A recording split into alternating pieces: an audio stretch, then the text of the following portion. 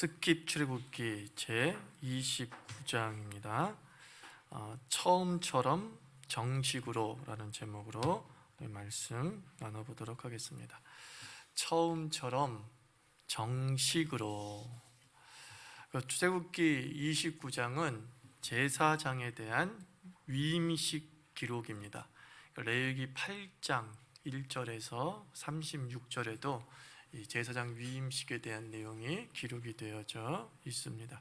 그래서 제사장 위임식은 레위기 8장의 기록에 의하면 성막이 완성된 후에 성소 앞에서 행해졌습니다. 그러니까 연대기 순으로 따진다고 한다면 제사장 위임식은 성막 완성 이후에 이루어졌다. 중요한 의미를 가지고 있죠. 하나님께 예배하고 하나님께가 거주할 수 있는 공간이 만들어진 다음에 그 공간의 기초에서 이제 직분이 맡겨졌다라고 생각하시면 되겠습니다. 이 제사장 위임식은 이스라엘 공동체에서는 권한의 분산, 책임의 공유라는 의미를 가지고 있습니다. 이 당시에는 모세가 3권을 다 가지고 있었어요. 종교권 가지고 있었고, 사법권 가지고 있었고, 행정권을 가지고 있었습니다. 그런데 이 행정과 사법은 우리가 앞서 살펴봤지만은 천부장, 백부장을 세우면서 어떻게 했어요? 위임하고 공유하지 않았습니까? 그리고 이제 남은 한 가지 권한, 이 종교권조차도 모세가 다 족점하지 아니하고 그 종교권을 제사장을 세워서 위임하는 모습을 보게 됩니다. 그러니까 하나님의 백성, 하나님의 나라의 특징은 무엇이냐면 권리를 끊임없이 위임하고 공유하고 있습니다. 권리가 누구 한 사람에게 독점되어지고 그리고 그 사람에게 영원한 영광이 되는 것이 아니라 하나님의 주신 그 막중한 능력과 그리고 영광들이 여러 사람에게 함께 분여되어지고 또 기꺼이 자기의 권리를 포기하고 나누는 참된 리더십을 보여주고 있습니다. 그래서 우리가 의무는 스스로 짊어지려고 애쓰고 노력해야 되겠지만 그와 마찬가지로 권리 역시 우리는 스스로 나누고 분유해 주려고 노력을 해야 된다라는 것이죠. 이제 단락단락별로 한번 살펴보게 되면 1절부터 이제 9절까지는 위임식 준비물에 대한 대략의 서론이 기록이 되어져 있습니다. 위임식 준비물 1절 말씀 보면은 어린 수소 한 마리, 흠없는 순양 둘을 준비하라 라고 말씀하고 있습니다. 나중에 보면은 어린 수소 한 마리는 번제에 쓰여지고 흠없는 순양 둘은 이제 화목제에 쓰여지게 되는 것을 보게 되죠. 또 2절 말씀 보면 무교병, 또 기름 섞인 무교과자, 영어 성경은 케이크라고 번역이 되어 있더라고요. 근데 케이크라는 게 우리가 생각하는 막 크림 붙어 있고 막 그런 걸 케이크라고 하지 않는 것 같죠. 그 다음에 기름 바른 무교 전병, 영어로는 웨이퍼? 와플? 그거 있죠. 영어로 발음 웨이퍼가 되나? 모르겠어요. 그거예요. 그러니까 빈대떡 같은, 그죠? 그것을 이제 준비하라 그랬어요. 또 4절 보면은 목욕으로 준비하라 라고 얘기하고 5절과 6절에는 대제사장의 에봇을 준비해서 입혀야 된다라고 얘기했고 7절 말씀 보면 관유를 준비해라. 그래서 그 관유를 머리에 붓거나 나중에 보면은 희생 제물의 피와 함께 섞어서 이렇게 제단에 뿌리고 그리고 제사장의 옷에 뿌리는 것을 보게 됩니다. 그래서 관자는 물될 관이에요. 우리가 관계수로 할 때 그 관자입니다. 또는 부울관이라고 쓰기도 하죠. 따를 관. 요즘에는 한자로 설명하는 것보다 영어로 설명하는 게 더 머릿속에 와닿죠. 어노인팅, 그게 관자예요. 우리가 어노인팅, 기름 붓다 할 때 어노인팅을 쓰잖아요. 그 관이에요. 그러니까 이 기름은 우리가 앞서 살펴봤지만 매우 귀중하게 만든 기름입니다. 그래서 그 기름을 향도 나요. 막 유황, 모략도 들어가 있고 뭐 계피도 들어가 있고 창포도 들어가 있고 그러기 때문에 굉장히 향기로운 냄새가 나고, 그리고 쉽게 만들 수 없는 아주 기술적인 기름이라고 해야 될까요? 하이테크의 기름이라고 해야 될까요? 하는 그런 기름을 준비하라 라고 말하고 있습니다. 그러면 하나님께서 이렇게 제사장을 세우는 목적이 뭐냐? 우리 1절 말씀 같이 한번 읽어볼까요? 시작. 내가 그들에게 나를 섬길 제사장 직분을 위임하여, 이렇게 말씀하고 있습니다. 자, 제사장을 세우는 목적에 대해서 하나님이 직접 말씀했어요. 그들은 누구를 섬기는 거래요? 나를, 즉 하나님을 섬기는 사람으로서 제사장을 세웠다라는 것입니다. 그러니까 제사장의 제1사명은 예배하는 거예요. 그것이 제사장의 가장 첫 번째 사명입니다. 신약 시대의 제사장은 누구입니까? 베드로전서 2장 9절, 너희는 왕 같은 제사장이다 라고 말씀하셨어요. 그 신약 시대의 제사장은 누굽니까? 예수 믿는 사람들, 크리스천을 제사장이라 라고 말하고 있습니다. 그리고 우리가 웨스트민스터 신앙고백서도 공부해 봤지만, 웨스트민스터 신앙고백 제1 질문이 뭡니까? 인간됨의 목적이 무엇입니까? 사람됨의 목적이 무엇입니까? 그것에 대한 답이 무엇입니까? 하나님을 영화롭게 하고 영원토록 그를 즐거워하는 것, 한마디로 하나님을 예배하고 하나님을 경외하는 것이 사람됨의 목적이다 라고 했어요. 그것은 제사장의 목적과도 같다라는 겁니다. 그러므로 우리가 다 하나님의 제사장이기 때문에 우리 역시 하나님을 예배하는 것이 우리 삶의 최우선이어야 한다라는 것이죠. 하나님을 경외하고 하나님을 영화롭게 하는 일에 온 신경을 집중시키며 살아야 되는 거죠. 그럼 목사는 뭐냐? 사람들은 목사를 제사장 하기도 합니다만, 우리 개혁교회에서는 목사를 제사장으로 연결시키지 않습니다. 왜냐하면 성도가 제사장이기 때문에 특별하게 제사장이라고 하는 독특한 직분을 따로 구별하지 않습니다. 그게 종교개혁의 정신이에요. 만인 제사장. 그럼 목사는 무엇이냐? 목자가 뭐예요? 목자가 무슨 목자예요? 목동할 때 그 목자예요. 양들을 이끌어가는 것을 나타내는 단어가 목자예요. 목자. 그러니까 한마디로 양육하고 돌보는 일들을 한다, 그런 뜻이지요. 그런 뜻이지요. 그럼 현대 교회에서 종교개혁 시대 이후에 나타난 목사는 어떤 자냐? 이렇게 생각하면 돼요. 위임된 대표자. 위임된 대표자라는 거예요. 매일 예배하고 양육하려면 삶을 떠날 수밖에 없지 않습니까? 그래서 레위 지파를 세워서 예배와 양육에 전무하게 만들고, 그리고 나머지 11지파는 어떻게 해요? 자신의 삶에 충실하게 살면서, 그리고 자기들이 위임한, 모세가 레위 지파에게만 위임한 것이 아니라 백성들도 공식적으로 그 위임식에 참석해서 당신이 예배의 주관자입니다, 양육의 주관자입니다 라는 위임을 한 거예요. 맡겼다, 위임은 맡겼다는 뜻입니다. 맡겼다는 뜻입니다. 그래서 공식적으로 인정을 한 것이죠. 그래서 목사는 예배와 양육을 위해 위임된 자예요. 우리는 일주일 내내 예배할 수 없고, 일주일 내내 양육할 수 없고, 일주일 내내 주의 말씀을 이렇게 가르칠 수 없는 상황이니까 우리는 그 모든 것을 당신에게 위임합니다 라는 뜻을 가지고 있다, 이렇게 생각하면 됩니다. 그래서 우리 교회도 6년 전에 뭘 했죠? 위임 예배 드렸죠. 위임식 했죠. 그죠? 그래서 제가 위임 목사가 됐어요. 위임 목사가, 이제 위임 목사 전적으로 이 교회의 모든 예배와 양육의 전권을 교인들이 원하는 거예요. 이제 법적으로 완전히 맡깁니다. 그런 뜻을 가지고 있는 거예요.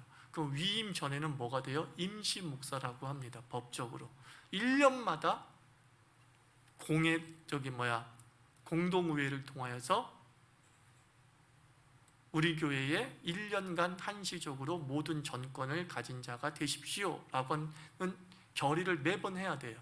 근데 위임식이 딱 되면은 이제 더 이상 그 결의를 사실은 할 필요가 없는 거예요. 이제 그런 의미를 가지고 있습니다. 그래서 목사 개인의 입장에서는 레위 지파처럼 또는 아론과 그의 아들들처럼 강력한 외적 소명과 내적 소명이 분명해야 되는 거죠. 그 일을 전적으로 하겠다고 하는 강한 내적 소명과 그리고 외적 그 자격들이 갖추어져 있는가를 명확하게 분별하고 두렵고 떨리는 마음으로 그 전적 위임을 받아들여야 되는 거죠. 그러나 분명한 것은 누가 제사장이냐라고 물어보면 우리 모두가 하나님의 제사장이에요. 왜요? 제사장의 목적은 뭐예요? 하나님을 예배하는 것이 목적이기 때문에 예배하는 모든 자들이 하나님의 제사장이라는 것은 분명한 사실입니다. 그 다음에 이 위임식 때 에봇을 입어야 된다라고 말하고 있습니다. 그러니까 예배를 위한 옷이 있다는 거죠. 구원받은 성도를 상징하는 예복이 있어요. 성경에 보면 이 에봇도 있지만은 또 세마포라고 하는 단어도 나오고 또는 흰옷 이런 걸로 표현되기도 하죠. 그래서 예수님은 흰옷 입은 자로 표현되어지기도 합니다. 근데 저는 우리가 입어야 될 제사장 에봇, 이 신약 시대의 제사장 에봇이 무엇이냐? 바울 사도가 우리에게 알려줬어요. 에베소서 4장 24절 보면 하나님을 따라 의와 진리와 거룩함으로 지으심을 받은 새 사람을 어떻게 해요? 입으라 그랬어요. 즉 크리스찬이 입어야 될 영적 예복이 뭐예요? 하나님께 예배하는 자로서 세상에서 저 사람은 하나님을 예배하는 자라고 보여주는 우리의 가운과 같은 옷이 뭐예요? 의와 진리와 거룩이라는 거예요. 그 의와 진리와 거룩함의 옷을 입고 하나님 앞에 나와 예배해야 되는 거죠. 그 의와 진리와 거룩함을 입은 세 사람의 옷이 무엇이냐? 저는 쉽게 이렇게 말하고 싶어요. 신앙 고백이 바로 에베소서 4장 24절의 그 세 사람의 옷이에요. 예수 그리스도의 구원하심을 고백하고 찬양하는 것이 성도의 예복이라는 거예요. 그래서 우리는 항상 그 예수 그리스도의 낸 신앙 고백의 세 사람의 옷을 입고 예배해야 되는 거예요. 그래서 예수 그리스도를 의지하지 않고 나오는 예배는 하나님께서 받지 않으시는 거예요. 제사장이 에봇을 입고 하나님의 성소에 들어가야 되는 것처럼 우리도 하나님께 예배할 때에 알몸으로 가는 것이 아니라 예수 그리스도의 옷을 의와 진리와 거룩함으로 지으심을 받은 그 옷을 입고 올바른 신앙 고백을 가지고 예배할 때에 하나님께서 그 예배를 흠양하시게 된다라는 겁니다. 그래서 혹시 개혁교회에서 입는 목사들이 입는 옷을 가운이라고 하는데 그 가운이 제사장의 에봇과 같다는 것을 일치시키면 안 됩니다. 분명히 말하는 것은 그건 개혁교회 정신이 아니에요. 개신교에 다닌다고 하는데 목사가 자기의 가운을 제사장복의 그 에봇이다라고 말하고 있으면 그 사람은 정말 내적 소명은 모르겠지만 외적 소명이 전혀 없던, 무슨 뜻이냐면 지성적 준비가 또는 학적 준비가 전혀 안 되어 있는 사람이 목사가 된 거예요. 개신교에서는 이 목사 가운을 구약시대의 에봇으로 절대로 연결시키지 않습니다. 그러면 그 가운이 뭐냐? 정식으로 얘기하면 우리가 종교개혁인데 종교개혁 중에서 우리가 칼빈주의자라고 얘기하잖아요. 칼빈이 종교개혁을 루터 시대 때 함께 일으키게 되고 완성을 시켰다고 해도 과언이 아니죠. 그 칼빈도 예배를 인도할 때에 우리 지금 말하고 있는 검은색 가운 같은 걸 입었어요. 그 검은색 가운은 무엇이었냐면 칼빈이 학자복을 입었던 거예요. 대학 교수였거든요. 그러니까 한마디로 박사학위 받은 그 옷을 이게 깔끔하게 입고 예배를 드렸어요. 그 당시에 로마 교회의 그 사제들을 상징하는 화려한 그 예복을 입지 않았다라는 겁니다. 그래서 엄밀한 의미에서 예배 인도자가 목사만 가운을 입고 하나님 앞에 거룩하게 서야 되기 때문에 가운을 입는 겁니다 라고 말하면은 나머지 성도는 뭐가 되는 거예요? 다 제사장인데, 그죠?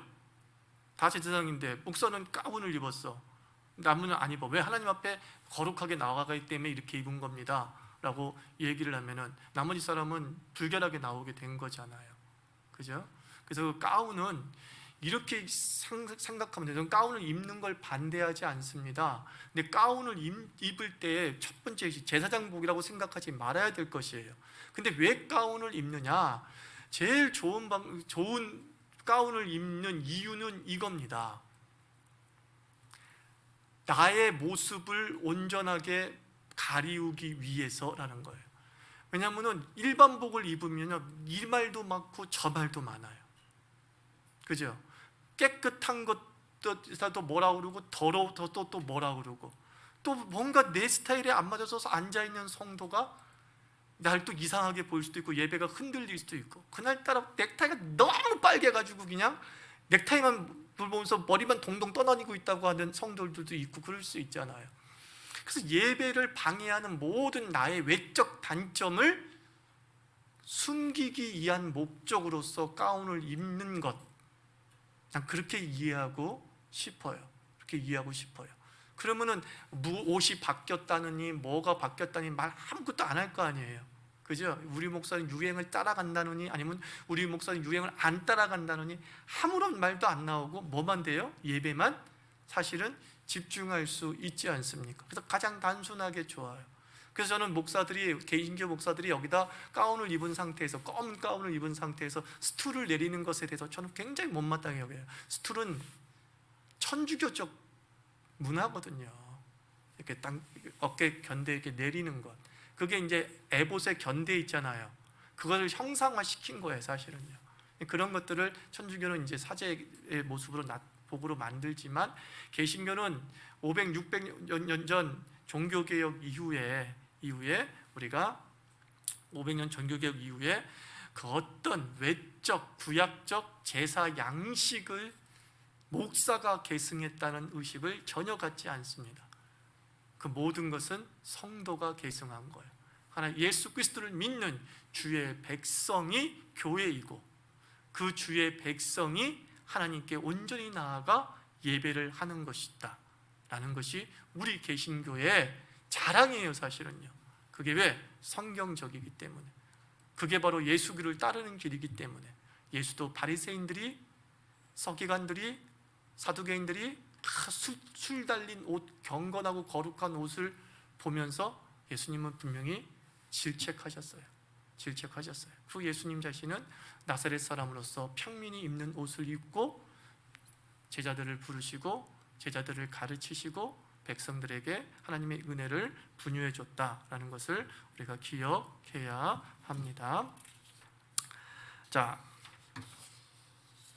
그 다음에 이제 7일간 위임식이 진행이 되게 되죠. 그러니까 모든 제사를 다 드린다고 해도 과언이 아닐 정도예요. 그래서 일주일 동안 예배만 드린다 이렇게 생각해도 과언이 아닙니다. 그래서 예배 충만한 위임식이 진행이 되었어요. 그 다음에 이제 관유는 아까 말한 대로 성령을 상징하고 성령 충만을 상징하고 있습니다. 이제 구체적으로 이제 진행함에 있어서 어떤 일이 7일 동안 있었는가? 2절, 10절부터 14절은 그 7일간의 위임식 기간 동안에 속죄제가 드려졌다라고 말합니다. 10절부터 14절은 속죄제는 죄의 회개를 위한 제사예요. 그러니까 이거 대제사장의 위임식 때 속죄제를 드렸다는 것은 인간인 대제사장도 죄인임을 지금 하나님께서 공개하고 있는 겁니다.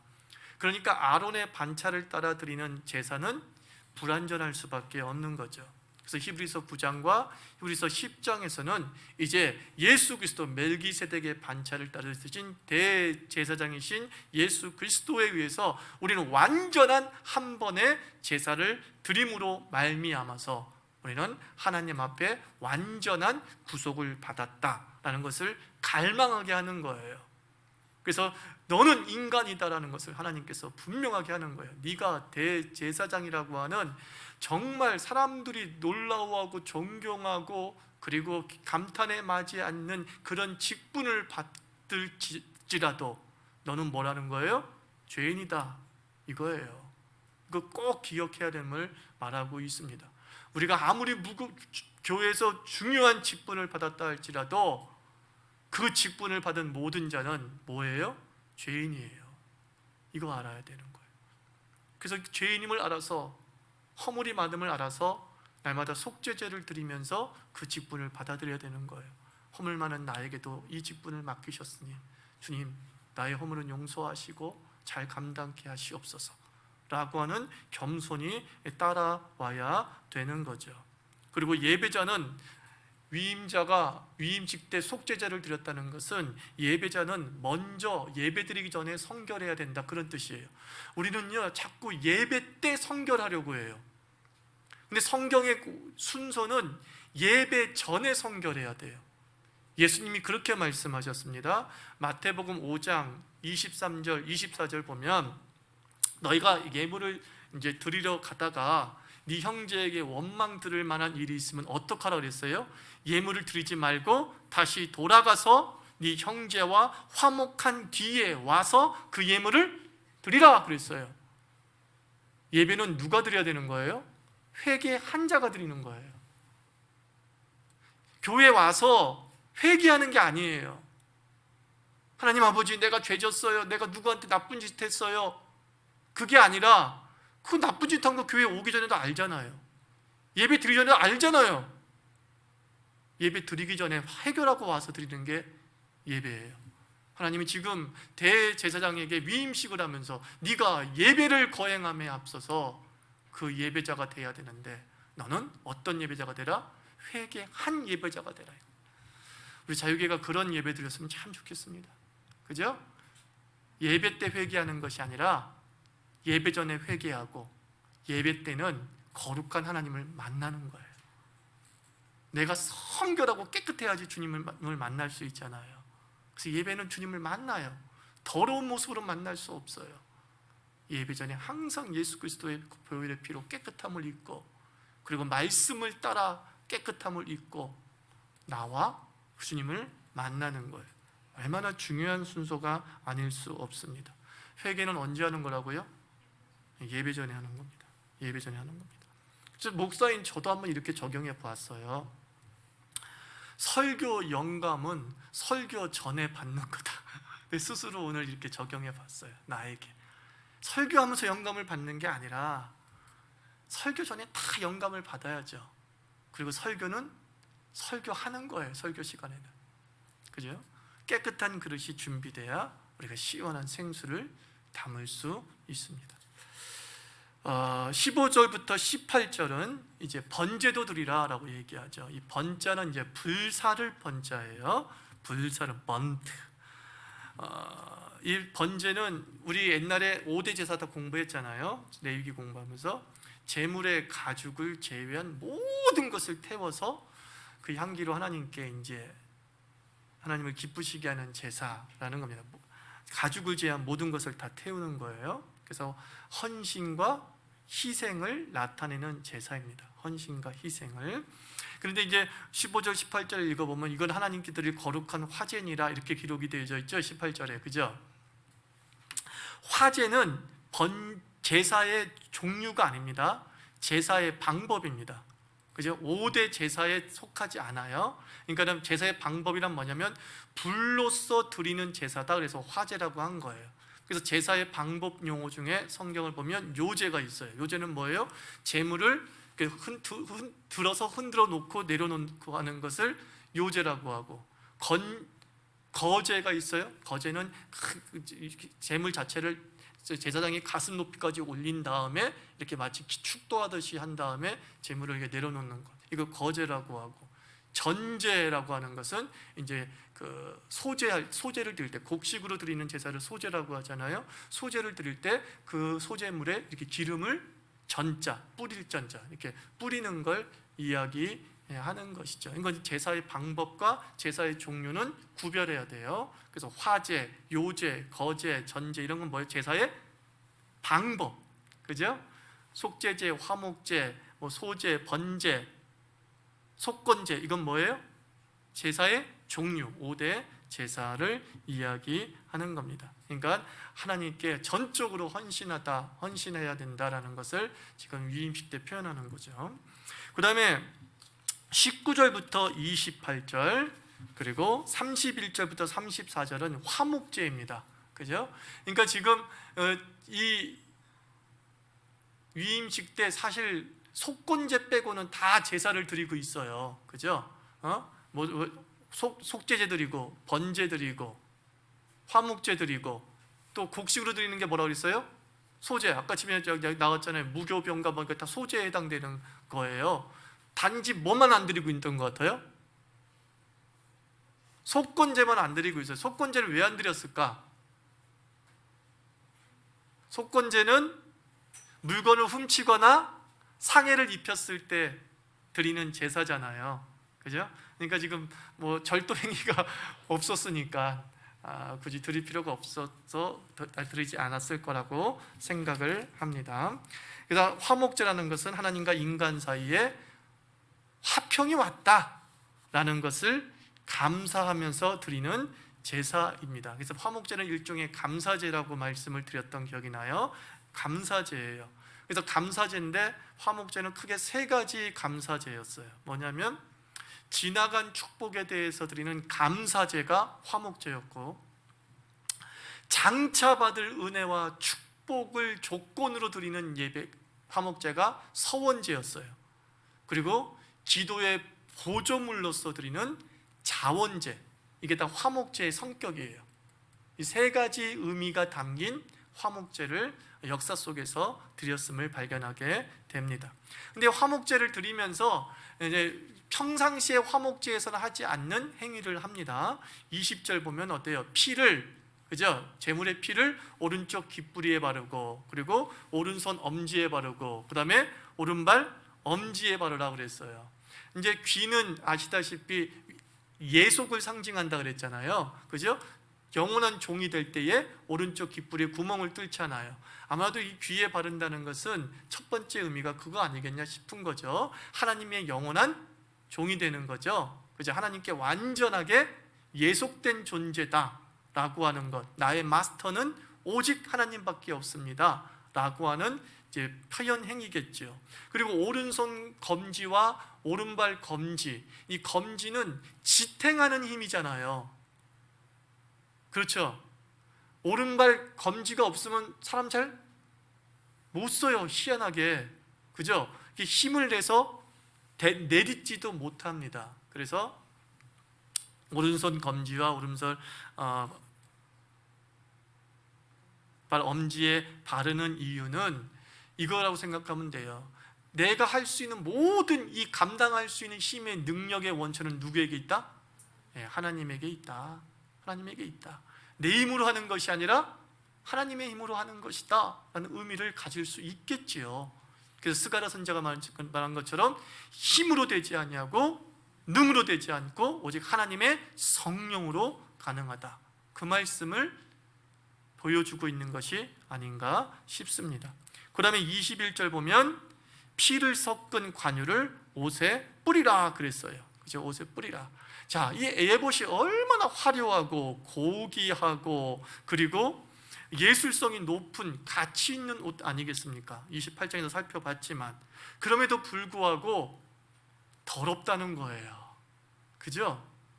이 희생 제물의 피와 하나님의 기름 부음 받은 기름으로 씻지 않고서는 하나님 앞에 설 수 없을 정도의 더러운 모습이다, 이것을 이야기하고 있는 거죠. 그래서 예수의 은혜로 깨끗해졌다는 것을 예표하고 있어요. 이 말씀이 이제 신약 성경에서 찾아보면 요한계시록 8장이에요. 요한계시록 8장은 이제 14만 4천 명이 나오는 그런 내용이죠. 8장에 12지파가 나오는데 12지파의 장로가 사도 요한이 12지파의 장로를 만나요. 근데 장로가 흰옷 입은 자들이 딱 올라오는 것을 보고서 사도 요한에게 묻는 거야. 사도 요한에게 저 흰옷 입은 자들이 누굽니까? 라고 묻자 요한이 조심스럽게 답하기를 큰 환난에서 나오는 자들인데, 한마디로 말해서 예수 믿는 사람인데 핍박을 견뎌내고 믿음의 순수성을 지킨 사람인데 어린 양의 피로 그 옷을 씻어 희게 하였다, 이런 말이 나오고 있어요. 그죠? 그들이 입은 옷이 무엇으로 씻었대요? 어린 양의 피로 씻었대요. 그래서 너무나 깨끗이 잘 씻겨서 신 옷이 되었다, 이렇게 말하고 있어요. 그러니까 그것을 지금 이야기하는 거죠. 어린 양의 피로만 우리가 깨끗하게 되는 것이지, 우리가 아무리 좋고 깨끗한 옷으로 우리의 허물을 가리려고 하더라도 결코 가릴 수 없어요. 오직 예수 그리스도의 은혜와 은총만이 우리를 정결하게 하고 우리를 깨끗하게 할 수 있다라는 겁니다. 그래서 찬송가 예수는 우리를 깨끗게 하시는 주시니, 그죠? 그 찬송이 맞지 않을까 싶어요. 그 다음에 이제 23절, 26절은 이제 아주 요제죠, 요제 얘기하는 거죠. 아까 전에 거제 얘기했고 그것과 똑같은 얘기입니다. 근데 요제나 이 거제는 무슨 의미를 가지고 있냐면은 23절, 26절 읽어보면 이제 무교병과 무교과자 같은 것을 이렇게 흔들어라 라고 얘기를 하고, 그 다음에 31절과 34절에서는 화목제물로 드린 그 고기들의 넓적다리와 가슴 부위를 들고서 거제해라, 이제 이렇게 얘기하잖아요. 근데 저는 무엇이었냐면은 이렇게 들고 흔들었던 그 곡식들은 화목제의 특징이 뭐냐면 이렇게 제사장과 이렇게 나눠요. 네? 근데 바로 제사장이 흔들고 들었던 것들, 그 제물, 그 부위는 제사장이 먹을 수 있는 거예요. 희생 제물이 뭐가 됐어요? 제사장의 양식이 됐죠. 잘 생각해 보세요. 희생 제물이었어요. 근데 그 희생 제를 통과한 뒤에는 그게 누구의 양식이 됐어요? 제사장의 양식이 됐어요. 자, 어린 양, 사실은 누구를 예표하고 있는 거라고 그랬죠? 그렇죠. 예수 그리스도를 예표한다고 그랬죠. 근데 바로 예수 그리스도께서 뭐라고 말씀합니까? 요한복음 6장 같은 데 읽어보면은 내가 너희에게 양식을 주리라, 이 말씀을 할 뿐만 아니라 6장, 바로 6장을 조금 더 읽어나가면 나는 생명의 떡이니 나를 먹는 자는 어떻게 돼요? 영원히 죽지 않는 거예요. 하나님 예수 그리스도께서 자신이 제물이 되신과 동시에 우리를 살리는 양식이 되는 거예요. 그죠? 죽음과 생명이 똑같은 형체 속에 담겨져 있어요. 자, 양이라고 하는 이 존재가 죽음이에요. 근데 다시 그 죽은 양이라는 존재가 뭐가 돼요? 양식이라고 하는 생명이 돼요. 이게 기독교의 신비란 말이에요. 그래서 예수 그리스도께서는 뭐라고 말씀하십니까? 성찬식을 하면서 이 포도주는 나의 피다, 먹어라. 이 떡은 내 몸이다, 받아 먹으라. 이게 구약의 제사의 지금 모습을 그리고 있는 거예요. 제물이 되심과 동시에 그 제물이 각자의 삶 속에 생명으로 역사하는 거죠. 예수 그리스도가 죽으심으로 각자의 삶에 부활이라고 하는 생명의 역사가 일어났다라고 말하는 거죠. 이 성경의 기가 막힌 통일성과 그 신비로움을 읽게 되는 거예요. 예수 오기 전 1500년 전에 기록되어져 있는 이 위임식의 내용들을 통하여서 예수 그리스도를 온전하게 예표하고 있음을 발견하게 됩니다. 죽으면 뭐가 돼요? 생명이 돼요. 기가 막힌 역설이에요. 그래서 예수님 또 말씀하죠. 하늘의 미래 땅에 떨어져 뭐가 돼야 돼요? 죽어야 돼. 죽으면 몇 배의 생명이 됩니까? 30배의 생명, 60배의 생명, 100배의 생명이 된다라고 말씀하고 있습니다. 근데 화목제는 앞서 말한 대로 그 제물을 바친 사람과 레위 지파가 함께 먹는 공동 식사가 남아 있어요. 화목제는요. 근데 위임식 때 드리는 이 화목제에서만큼은 이렇게 얘기합니다. 제사장들만 먹어라. 그건 맞는 말이죠. 왜냐하면 이 제사장 위임식 때 제물을 준비한 사람은 백성이에요? 제사장 자신이에요? 제사장 자신이잖아요. 제사장 자신이니까 자신만 먹을 수밖에 없는 거죠. 그러나 일반 화목제는 제사장이 다른 사람의 일반 백성의 재물을 가지고 제사를 드리고 난 뒤에 그 남은 부분을 함께 공동 식사를 했습니다. 그러나 이 위임식만큼은 다르게 이야기하고 있죠. 그 다음에 또 29절부터 30절은 제사장직의 이제 전수를 짤막하게 기록하고 있습니다. 아론이 이제 예봇의 성의를 입고 위임식에 대제사장 위임식을 하지 않습니까? 그리고 난 다음에 어떻게 해요? 그 아들들에게 그 성의를 어떻게 하라 그랬어요? 물려주라 그랬어요. 근데 그 성의를 물려주면서, 즉 아론의 대제사장 직분을 전수하면서 그 전수하는 과정 역시 어떻게 하래요? 아론의 위임식처럼 동일하게 7일을 하라라고 말하고 있어요. 한마디로 약식으로 하지 말라는 거예요. 달콤한만 취하려고 하는 사람들이 있잖아요.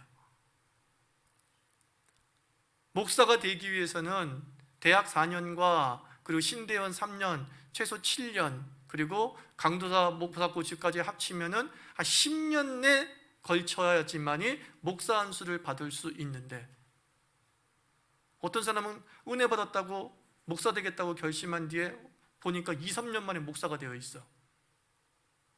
이것에 대해서 하나님이 굉장히 경고하고 있는 거예요. 아론만 7일을 한 게 아니라 네가 계속 그 목사 제사장직을 전수해야 될 그 후배들도 동일하게 네가 했던 과정을 거쳐라.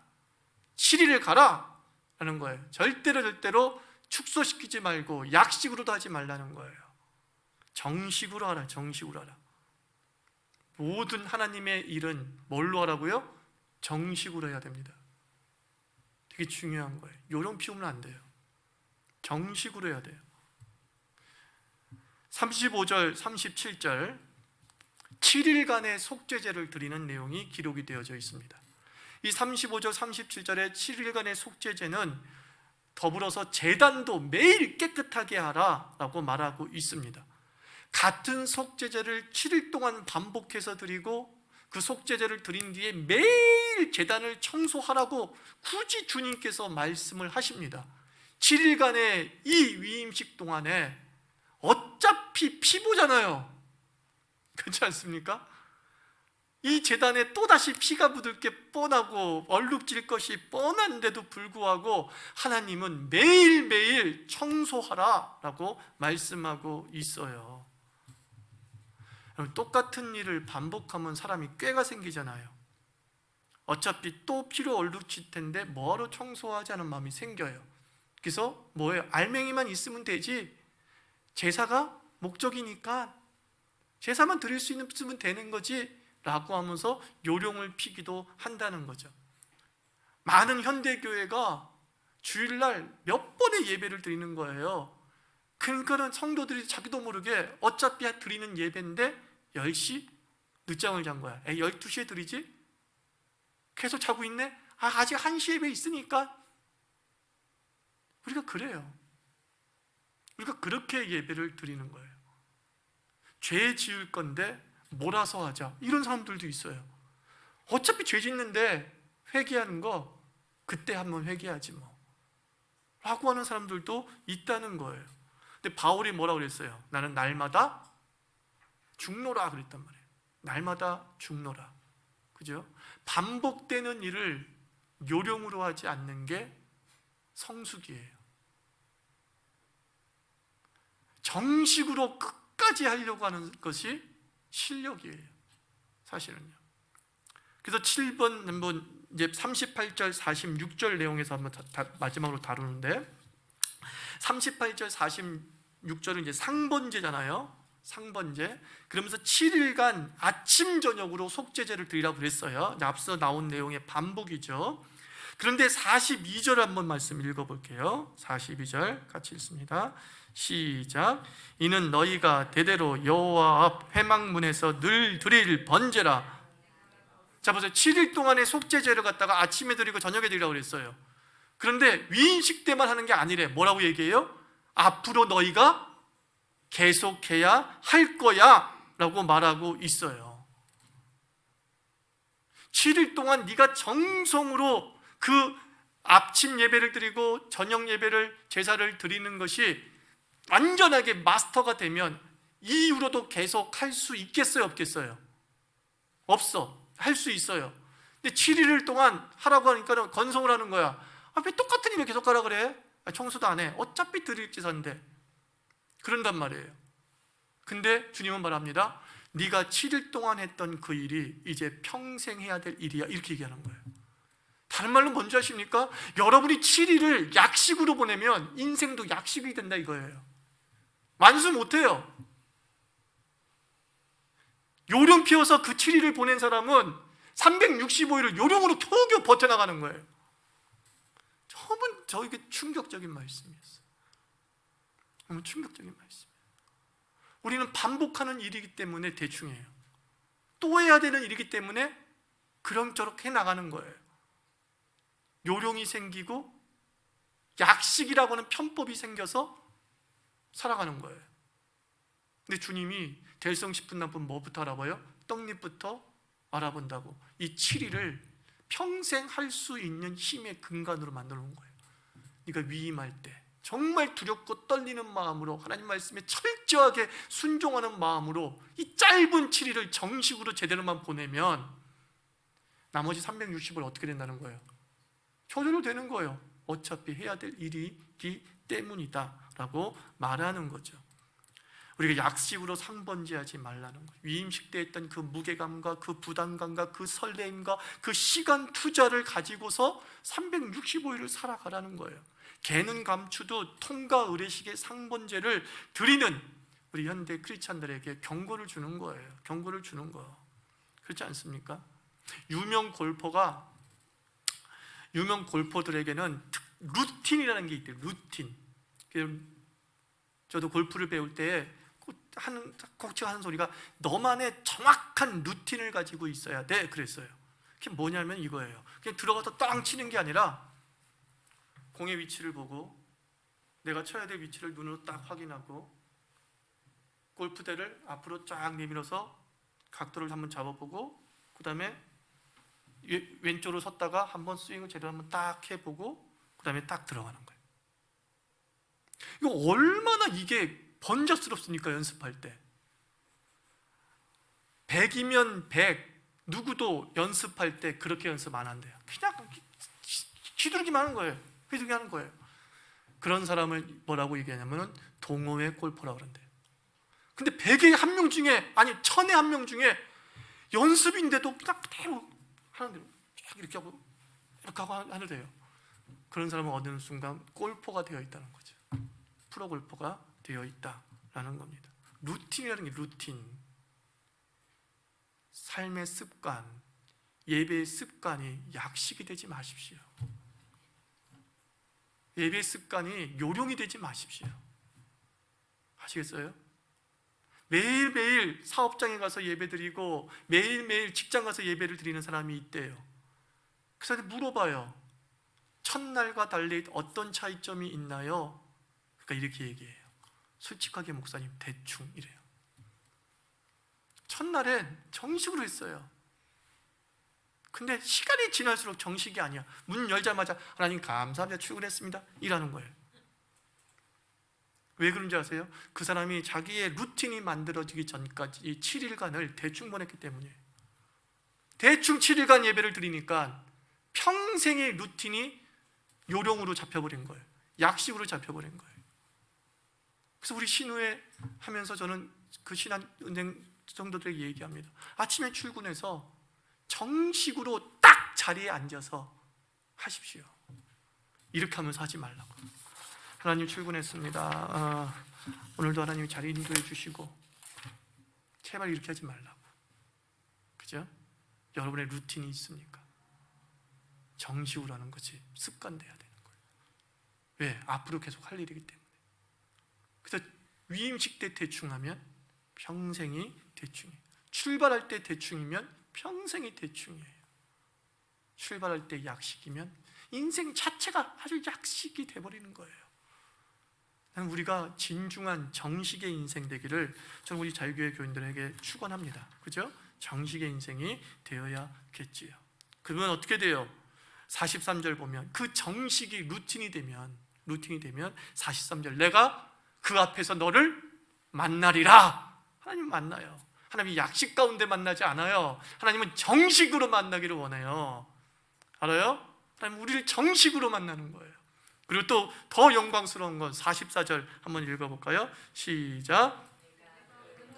저들을 거룩하게 하며 아론과 그의 아들들도 거룩하게 하여 내게 제사장 직분을 행하게 하며 진행령이에요. 뭐예요?